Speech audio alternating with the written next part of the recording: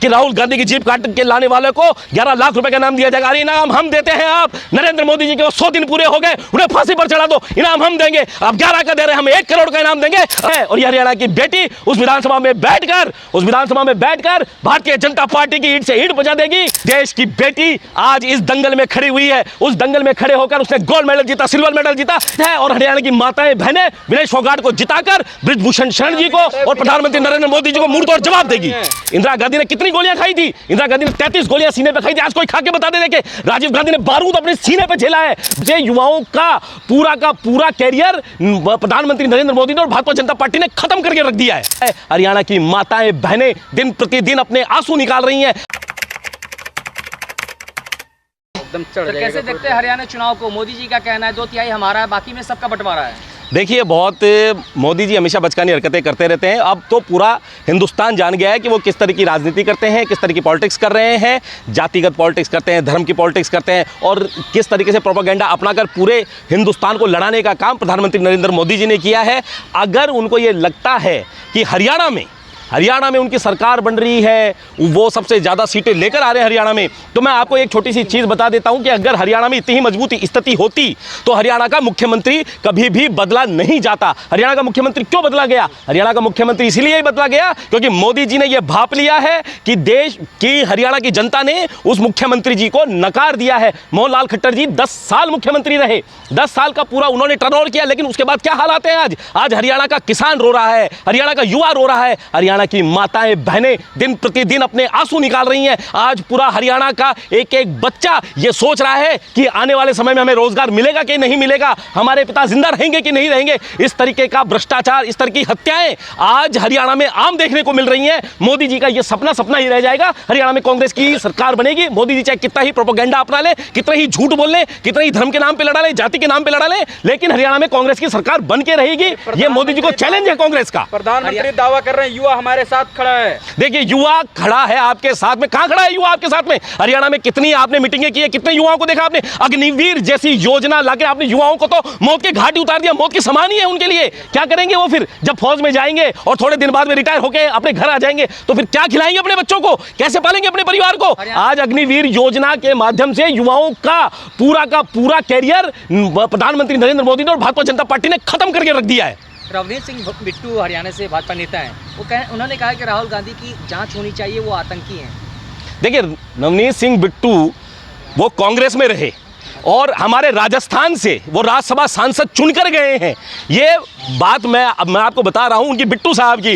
वो इस कांग्रेस में रहे और कितनी बार सांसद रहे? 3 बार सांसद बने वो कांग्रेस से, लेकिन शर्म नहीं आई उनको कि जिस परिवार के वो गुणगान करते थे, जिस परिवार ने अपनी शहादतें इस देश के लिए दी है, इंदिरा गांधी शहीद हो गई, राजीव गांधी जी शहीद हो गए और न जाने अनगिनत कितनी बार राहुल गांधी ने भी मौत का सामना किया है, प्रियंका गांधी ने भी सामना किया है। आज उस परिवार के लिए नवनीत सिंह बिट्टू इस तरह के शब्द निकाल रहे हैं। मैं ये कहना चाहता हूं, ये भारतीय जनता पार्टी को ये सोचने की विषय है। जेपी नड्डा जी के मुंह से एक बात नहीं निकल रही है। प्रधानमंत्री नरेंद्र मोदी जी ने क्या वो काल नहीं देखा होगा जब पंडित जवाहरलाल नेहरू प्रधानमंत्री थे और इस देश को कहां से कहां ले गई थी कांग्रेस? इस देश में नए कीर्तिमान स्थापित किए थे, रोजगार के, व्यापार के, हर क्षेत्र में किसानों के लिए। आज हम देखते हैं, हम एम्स देख लें, IIT देख लें या इसरो देख लें, कितनी भी संस्थाएं देख लें, वो कांग्रेस के शासनकाल में बना। जब भारत आजाद हुआ था तो भारत के पास क्या था? सुई बनाने तक की भी हमारी औकात नहीं थी। लेकिन प्रधानमंत्री पंडित जवाहरलाल नेहरू का विजन था कि हिंदुस्तान को मुझे ऊंचाइयों पर ले जाना है, चाहे मेरे देश, मेरे खून का एक एक कतरा भी इस मिट्टी में मिल जाए। ये इंदिरा गांधी का कहना था।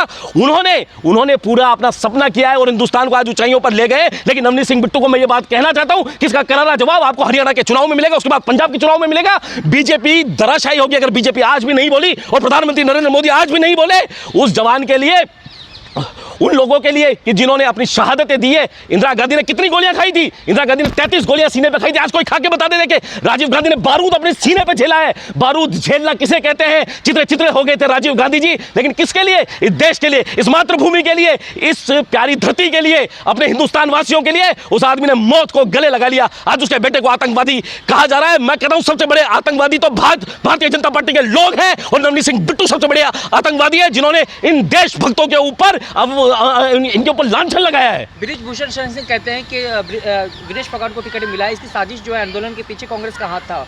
देखिए बिल्कुल गलत है। विनेश फोगाट को टिकट इसलिए दिया गया क्योंकि इस देश की बच्ची के साथ में जो अपमान, इस देश की बच्ची के साथ की इज्जत के साथ में जो खिलवाड़ भारतीय जनता पार्टी ने किया है। भारतीय जनता पार्टी ने क्या किया है? बृजभूषण सिंह के परिवार को टिकट नहीं दिया। अरे अगर आपको इस देश की बेटियों का ही इतना ख्याल होता तो कितने दिन तक जंतर मंतर पर हमारे देश की बेटियां, हमारे देश के खिलाड़ी आंदोलन करते रहे, अपनी जान की परवाह ना करते हुए भी वो आंदोलन पर भूखे प्यासे बैठे रहे। लेकिन मैं बृजभूषण साहब को एक कहना चाहता हूं कि आपकी बात बिल्कुल निरर्थक है। ये कांग्रेस की कोई प्लानिंग नहीं है। कांग्रेस एक सच्चा सिपाही ढूंढती है जो देश के लिए लड़े, और खिलाड़ियों से बढ़कर सच्चा सिपाही कौन होगा? जो देश के लिए गोल्ड मेडल लेके आ रहा है, सिल्वर मेडल लेके आ रहा है, जो देश के लिए अपना सब कुछ समर्पित कर रहा है। अगर उसे टिकट दे दिया गया तो यह हरियाणा की जीत है, और हरियाणा की माताएं बहनें विनेश फोगाट को जिताकर बृजभूषण शरण जी को और प्रधानमंत्री नरेंद्र मोदी जी को मुंहतोड़ जवाब देगी।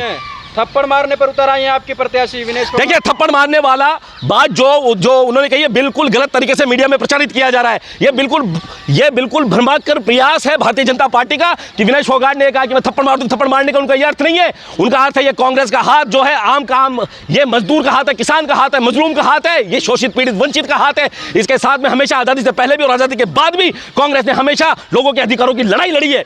और कांग्रेस ने अपने ना तो खून की परवाह की है कांग्रेस में रहने वाले लोगों ने, ना ही अब अपनी जान की परवाह कर रहे हैं। ना प्रियंका गांधी कर लिए, ना ही राहुल गांधी कर रहे हैं, और ना ही देश का हर एक बच्चा जो कांग्रेस से जुड़ा हुआ है, कांग्रेस का इतिहास पढ़ा हुआ है, जिसने इंदिरा गांधी को पढ़ा है, जिसने राजीव गांधी को पढ़ा है, जिसने महात्मा गांधी को पढ़ा है, जिसने पंडित जवाहरलाल नेहरू को पढ़ा है, वो आज मैं अपनी बात पूरी करना चाहता हूं, वो आज इस देश के साथ है। लेकिन जिस तरीके से बात भारतीय जनता पार्टी कर रही है, यह बिल्कुल ही बेबुनियादी बात है।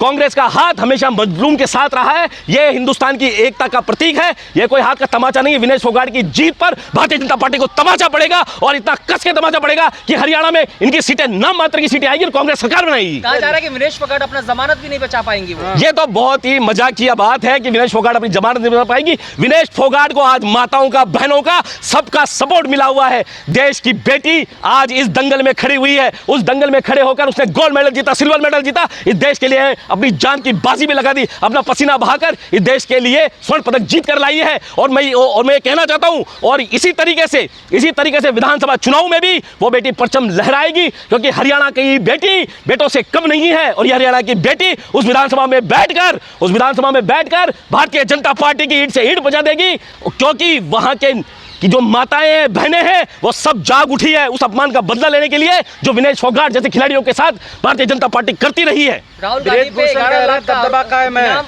रखा गया है कि जो उसका जीप काट कर लाएगा उसके 11 लाख रुपया। ये बड़ी ही विडंबना की बात है। जिस इंदिरा गांधी ने इस देश के लिए अपना खून का एक एक कतरा बहा दिया, इस मिट्टी में इस इंदिरा गांधी का खून मिला हुआ है। भारत की प्रधानमंत्री आयरन लेडी इंदिरा गांधी का खून इस मिट्टी में मिला हुआ है। उसके पोते को यह बात कही जा रही है। ये मैं कहना चाहता हूं, आज देश किस दिशा में जा रहा है? आज देश के लिए सब कुछ करने वालों के परिवार के ऊपर इतने गंदे आरोप लगाए जा रहे हैं, और भारतीय जनता पार्टी चुप बैठी हुई है। अगर यह बात किसी ने कही है तो कांग्रेस उसकी ईंट से ईंट बजा देगी, अहिंसात्मक आंदोलन करेगी, सत्याग्रह करेगी, लेकिन उन्हें जेल पहुंचाएगी जिन्होंने यह बात कही है कि राहुल गांधी की जीप काट के लाने वाले को 11 लाख रुपए का इनाम दिया जाएगा। अरे इनाम हम देते हैं। आप नरेंद्र मोदी जी के 100 दिन पूरे हो गए, उन्हें फांसी पर चढ़ा दो, इनाम हम देंगे। आप 11 का दे रहे हैं, हम 1 करोड़ का इनाम देंगे। अगर नरेंद्र मोदी ने वो सारे वादे पूरे कर दिए हो जो वो 2014 में सत्ता में आए थे, उन्होंने एक वादा भी पूरा नहीं किया। हम 1 करोड़ का इनाम घोषित करते हैं उन नरेंद्र मोदी के ऊपर जो ये वादा करके आए थे कि मैं इस हिंदुस्तान को सोने की चिड़िया वापस बनाऊंगा। लेकिन उस हिंदुस्तान में आज उन्होंने रेत मिट्टी तक भी नहीं छोड़ी। ऐसी हालत करके पटक दी हिंदुस्तान की कि आज बच्चा रो रहा है, युवा रो रहा है, किसान रो रहा है, महिलाएं रो रही है, व्यापारी रो रहे हैं, सब आज रो रहे हैं कि नरेंद्र मोदी की सरकार हमने क्यों बना दी, कि हमारी किस्मत इतनी खराब थी कि आज हमने देश ऐसे राजा के हाथ में, नौसिखिया राजा के हाथ में दे दिया जिसने पूरे देश को चौपट करके रख दिया। अरे बृजभूषण का दबदबा कायम है हरियाणा में।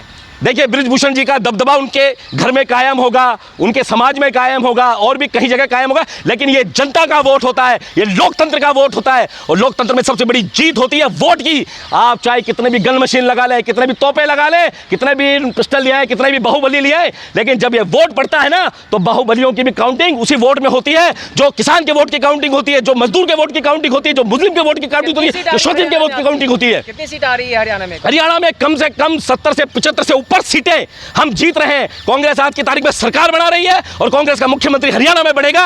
ये आप निश्चित रूप से मानिए, सत्य को प्रमाण की आवश्यकता नहीं है। आप जगह जगह देख सकते हैं कि किस तरीके से कांग्रेस अपना परचम लहरा रही है। हरियाणा में कांग्रेस की सरकार बनेगी और ये जो भारतीय जनता पार्टी नकारात्मक प्रचार करी है, इनकी धज्जियां पूरे हिंदुस्तान में उड़ने वाली है। थोड़े दिनों में तो पूरे हिंदुस्तान में जो ये 400 पार का नारा दे रहे थे, उससे ये कितना कमा गए, 240 पर आकर अटक गए हैं। अब ये हरियाणा से भी साफ होंगे। उसके बाद जिस स्टेट में इलेक्शन होगा, वहां पे भी ये बिल्कुल साफ हो जाएंगे।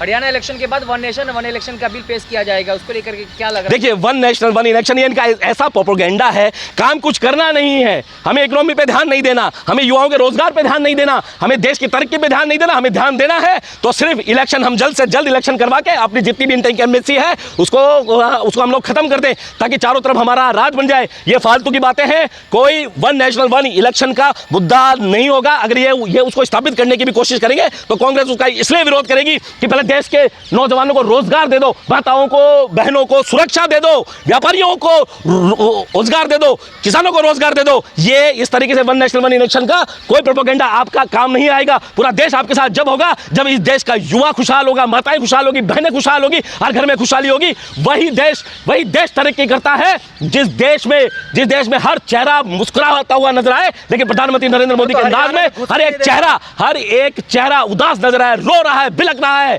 लेकिन उसका अब समय खत्म होने वाला है और चेहरे पे मुस्कान राहुल गांधी और कांग्रेस पार्टी लेकर आएगी। हरियाणा में घुसने नहीं दे रहे हैं भाजपा को, कह रहे हैं लोकतंत्र मर रहा है। बिल्कुल, भाजपा की स्थिति तो आज उस चूहे की तरह हो गई जो पानी को देख के इधर उधर भागता है। जब जहाज डूबने वाला होता है तो सबसे पहले कौन निकल के भागता है? चूहे निकल के भाग रहे हैं। आज नरेंद्र मोदी जी का आप बयान चारों तरफ देख लीजिए, चूहों की तरह बयान देते हुए घूम रहे हैं। मैं ये कर दूंगा, मैं वो कर दूंगा। जम्मू कश्मीर में क्या बोला? पाकिस्तान और क्या कांग्रेस खुशियां मनाएगी? अरे भाई, ये हिंदुस्तान का चुनाव है, ये पाकिस्तान का चुनाव है क्या? फिर आ गए आप अपने असली प्रोपेगेंडा पर कि पाकिस्तान को आप ले आए। अरे हरियाणा में तो क्या, पूरे हिंदुस्तान में थोड़े दिन बाद में घुसने नहीं दिया जाएगा। राजस्थान में हमने 11 सीटें जीतकर उन्हें बाहर भेजा है। लोकतंत्र है, क्यों नहीं घुसने देंगे? सबका अधिकार है। देखिए, लोकतंत्र में सबका अधिकार, लोकतंत्र की लड़ाई, सबसे बड़ी लड़ाई कांग्रेस लड़ रही है लोकतंत्र के। लेकिन ये झूठा प्रोपेगेंडा जो अपनाकर जनता को बरगलाने का प्रयास किया जा रहा है, ये आम जनता की सोच है। ये कांग्रेस की सोच नहीं है कि आप लोगों को अंदर नहीं घुसने दिया जाए। ये आम जनता की सोच है कि आप वोट अगर मांगने आते हैं तो उनके अधिकारों की लड़ाई भी लड़िए। इसलिए आज भारतीय जनता पार्टी को हरियाणा में घुसने नहीं दिया जा रहा है। चलिए, धन्यवाद।